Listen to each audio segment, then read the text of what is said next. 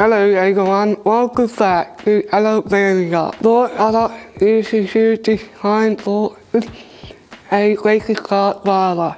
Still video today to get about your time.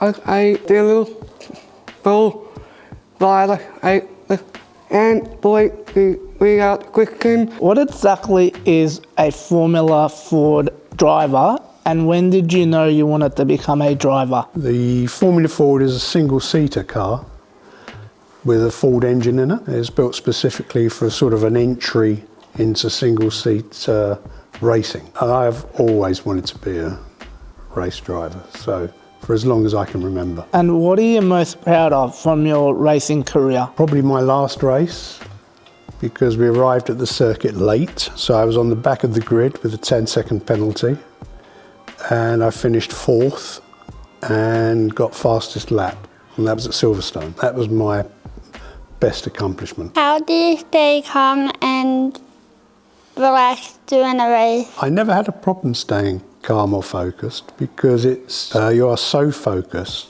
that it's not very scary, because you're really concentrating on getting to the bend or the curve, or you're hitting your braking point at the right time, and you're so focused on that, you're not really that, or this is for me personally anyway, it was never that scary, unless something went wrong, and then it's very scary. And how does the weather affect racing? Generally, the weather makes things very slippery. So, for example, there was a race at a circuit called Mallory Park, where I was on the second row of the grid, and as soon as the flag went down and the wheels started spinning, all the mist came up and you couldn't see anything. So that was scary, because I knew that if I didn't go, the cars behind me would drive into the back of me, but if I did go, I couldn't see where I was going. So just go and hope for the best. Can you tell us some favourite racetracks that you raced on? Favourite racetrack was probably Brands Hatch. I only ever really raced in the UK, so I don't know many racetracks outside of the UK, but Brands Hatch was my favourite one that I raced on. Do you have any interesting stories from when you were a racer? They used to have open days, like during the week, so you could go and practice on the circuit, ready for the race at the weekend. In those days, you used to have a lot of the bigger teams, like the Formula One cars, driving around at the same time, who were much faster. And at Brands Hatch, there's a bend called Clearways, which is a long right-hand bend. And as you come out of that, and one of the Formula One cars pulled in front of me, and I don't know if anyone's ever heard about being towed on a Formula One race, but it's where the car in front cuts a hole in the air and pulls you along like a vacuum cleaner. And the feeling when you hit that is amazing. It really is like being dragged along very, very quickly. Did you do Formula Ford racing professionally or just as a hobby? No, it was a hobby, yeah.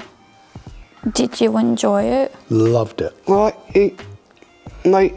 Good car racing. I think the most important thing is smoothness. If you watch some of the amateur drivers and they're moving about a lot, every time you move it slows you down. So you need to keep the car straight as long as you can and smooth into the corners. You don't want to keep doing this, correcting or over-correcting.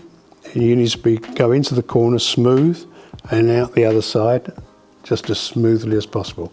And that's the fastest way through a corner. And Jackie Stewart was actually the first guy to do that, he's probably in his 80s or 90s now, I guess. But he was the first guy that came up with the concept of very smooth driving. What did thinking get into? It was, but I bought a car that had been used for one season and it was damaged.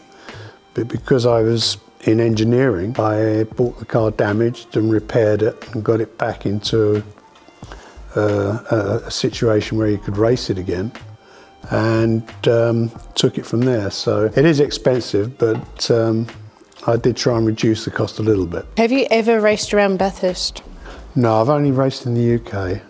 Sorry about that. That's all right. Would you ever, like, if you had the opportunity, would you ever race around Sandown or Bathurst? Yeah, I'd love to. Yeah. Maybe one day we'll get the chance to do that. What is one thing you miss about race driving? I think it's just the excitement, the buzz, just the whole excitement around that event, yeah. Who would you invite to dinner if you had the chance to?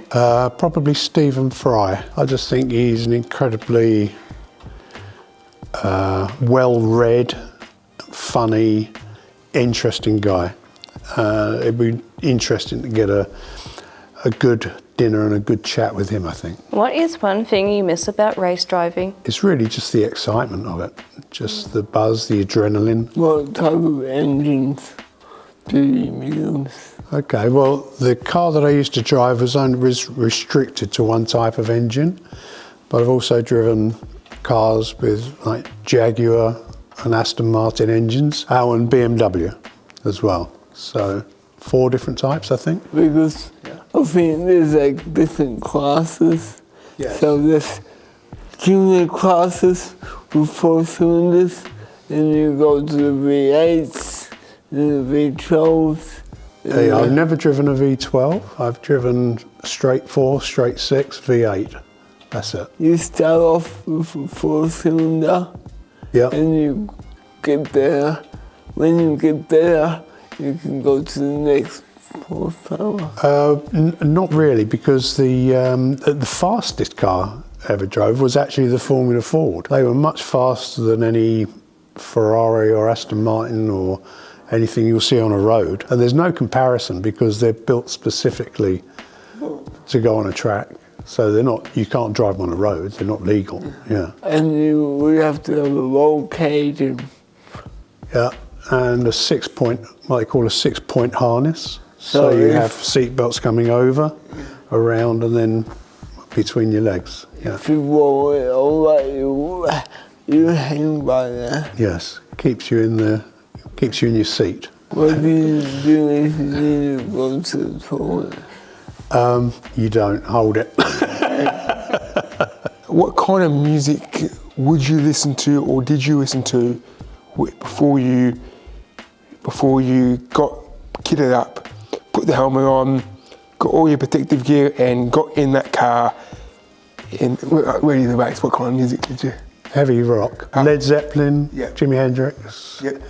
anything from that era. Who are some of the famous drivers you've met, or you have had the pleasure of watching? Oh, I mean, I've watched quite a few drivers, but if it was on track, then it was probably back in the sort of 70s and 80s. What memorabilia have you kept from your racing days? So this is the car that I used to drive mainly.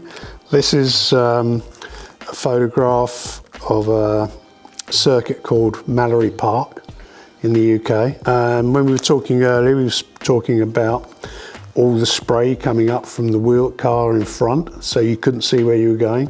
That was the actual day that this was taken. This was the helmet I used to wear. It's a pretty standard helmet actually, apart from the visor. You used to have to wear a special visor because you're doing 230, 240 kilometers an hour and a stone hits it. You have to make sure it doesn't pierce or damage your face or your eyes or anything like that. So this is they call a flame-proof suit.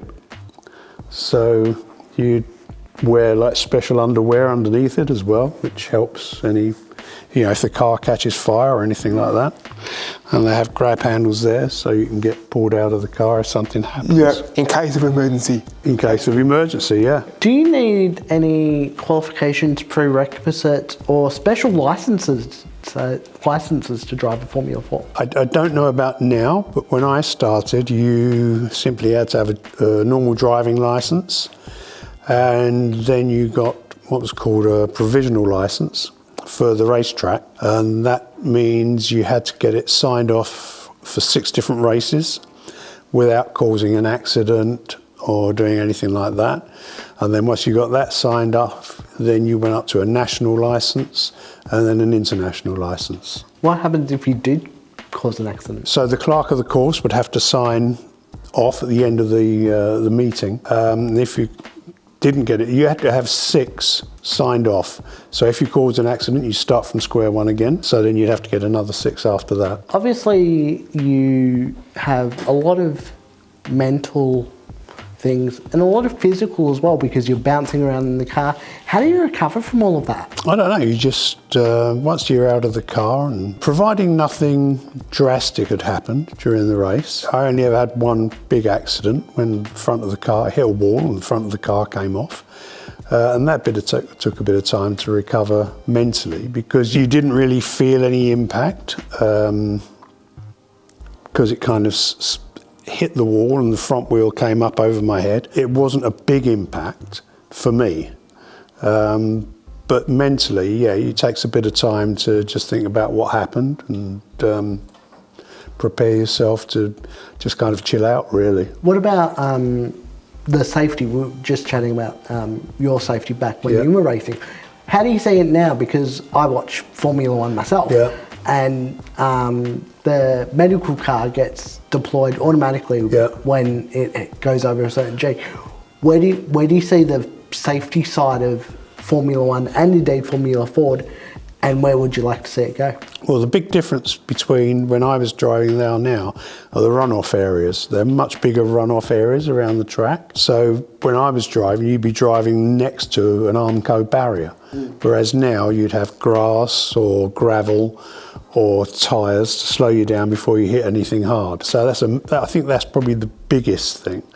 But also the crumple zones on the vehicles now, they're much better engineered than when I was driving. So if you do hit something hard, you don't get the deceleration that you used to get. It's designed to impact and reduce that deceleration over a short period rather than just a thump. What about the relationship between car and driver? Because we've got you driving the car and you have to have like mental, physical, but also you have to rely on the car a lot. What is that relationship between the car and the driver and how important it is? And even the mechanics? Well, you have 100% trust in the car. You don't even think that anything's going to break or go wrong. I think that probably one of the biggest areas is knowing the car's limits. So when you see a driver spin off on a corner, it's not always a bad thing because if you don't spin off, then you don't know what the limit of the car is. If you don't actually go over the limit, then you don't know how far you can push it until you break that limit. So 100% trust in the car and keep pushing until something starts sliding away from you and then you've hit the limit. How do you want that they'll take it for your country, you are learning grammar?